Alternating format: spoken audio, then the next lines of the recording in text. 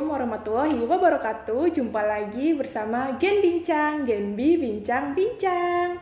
Nah, pada kesempatan hari ini saya Nilna Aini Mazaya selaku host bersama dengan Bapak Dr. Ahmad Hanfan SEMM.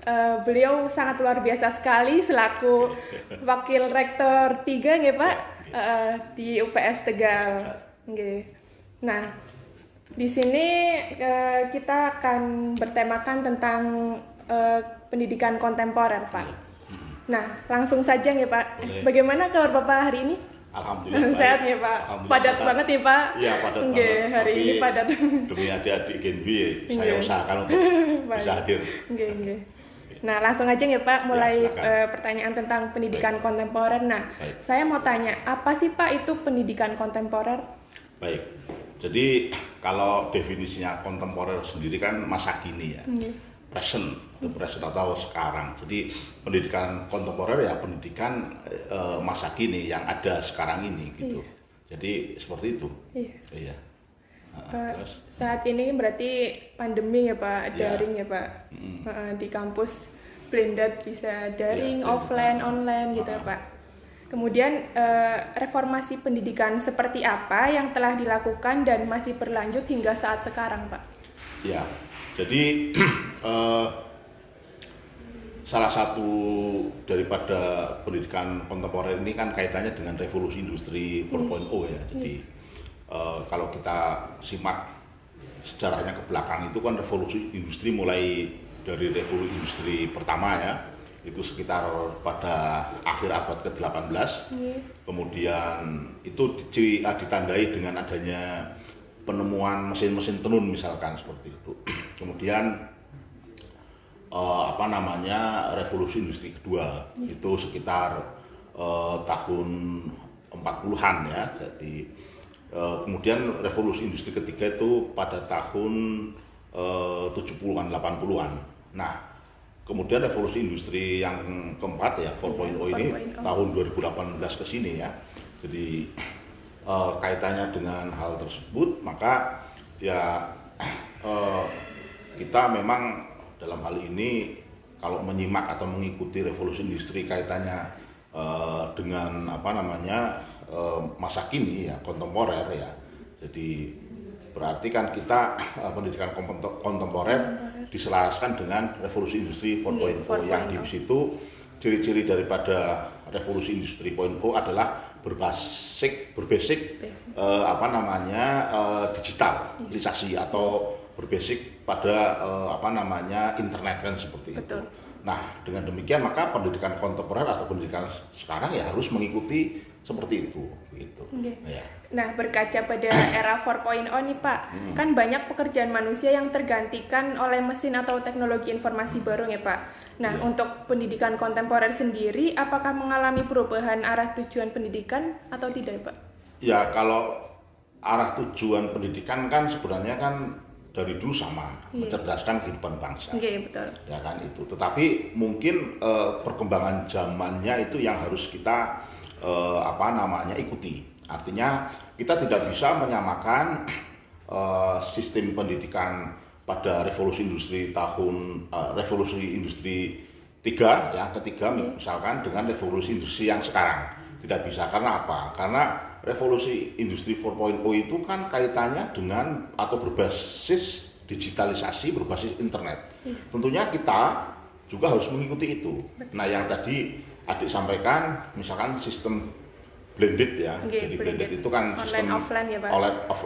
di mix ya, dicampur mix. antara sistem offline dan online. Nah, ini kan bisa kita selaraskan dengan mengikuti tadi ya. Jadi sekali lagi bahwa tujuan pendidikan pada hakikatnya sama, mencerdaskan kehidupan bangsa, tetapi pendidikan itu harus mengikuti juga teknologi yang ada seperti itu.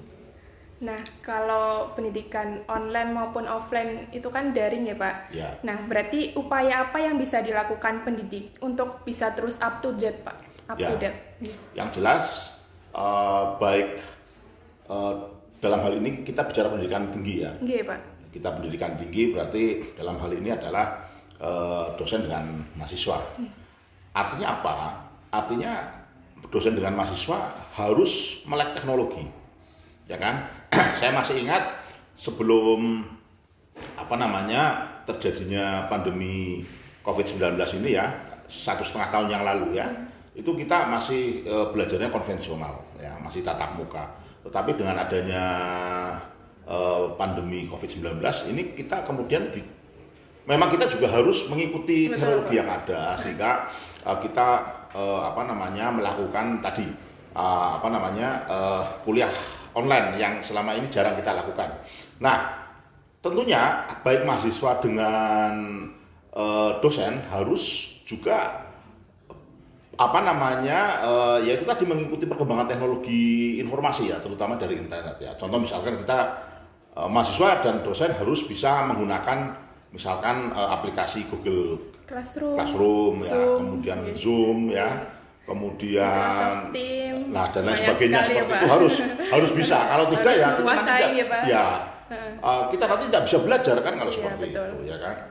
Jadi misalkan ada dosen yang masih menggunakan perkuliahan dengan WA ya, WhatsApp group. Nah, ini kan oke lah teknologi, tapi itu kan coba dikembangkan lagi supaya, karena kalau WhatsApp group itu kan terbatas, ya kan? Google Classroom juga terbatas. Betul. Nah, harus dikombinasikan. Di mix. Kalau saya ke kuliah kuliah online itu saya menggunakan Zoom meeting dengan Google Classroom. Kalau Zoom meeting kita untuk pertemuan secara online, kalau Zoom meeting untuk kita memberi tugas atau memberi ujian UAS UTS seperti itu. Supaya nggak bosan juga nggak monoton juga ya Pak. Nggak monoton juga. Nggak cuma di WA group saja, betul, tapi bisa di WA. Kalau WA group, kalau menurut saya tinggalkan aja. Okay. Kayaknya sudah nggak kompeten ya. Kayaknya mahasiswa lebih enak di Zoom meeting, Pak. Zoom meeting sama Classroom gitu. Zoom meeting sama Google Classroom. Kalau Google Classroom itu khusus untuk tugas-tugas, ya, khusus untuk tugas-tugas juga. Untuk ujian, untuk tugas-tugas ujian setengah semester maupun ujian akhir semester itu enak sekali kalau menggunakan Google Classroom. Gitu. Sudah Pak. Ya, artinya sebenarnya saya suatu saat kalau sudah offline, kalau mau memberikan tugas kepada mahasiswa, saya akan buat Google Classroom. Kan di situ enak ya, kita ada kuis, ada tugas, ada seperti itu. Nanti ngumpulkannya juga lebih simpel, enak. Saya ngoreksinya juga lebih enak. Gitu. Tentunya ada banyak tantangan dan kesulitan ya Pak. Bagaimana UPS sendiri sebagai lembaga pendidikan menghadapi perubahan tersebut Pak? Ya. Kesulitannya itu apa sih Pak? Yang pertama tentu SDM. Makanya dalam hal ini UPS sendiri sebenarnya nanti akan sebenarnya UPS sudah punya aplikasi untuk kita melakukan kuliah online, semacam Zoom meeting itu. Kita nanti akan punya aplikasi sendiri. Nah, itu jadi nanti dosen-dosen kita akan kita sosialisasikan itu. Itu. Yang pertama memang kendalanya adalah SDM. Yang kedua tentunya kendalanya sinyal ya. Sinyalnya terbatas ya kan. Tetapi seperti adik-adik lihat sendiri ini sedang dipasang WiFi. Ya, jadi nanti kampus kita itu rektor sudah memprogramkan kampus kita. Nanti kampus digital.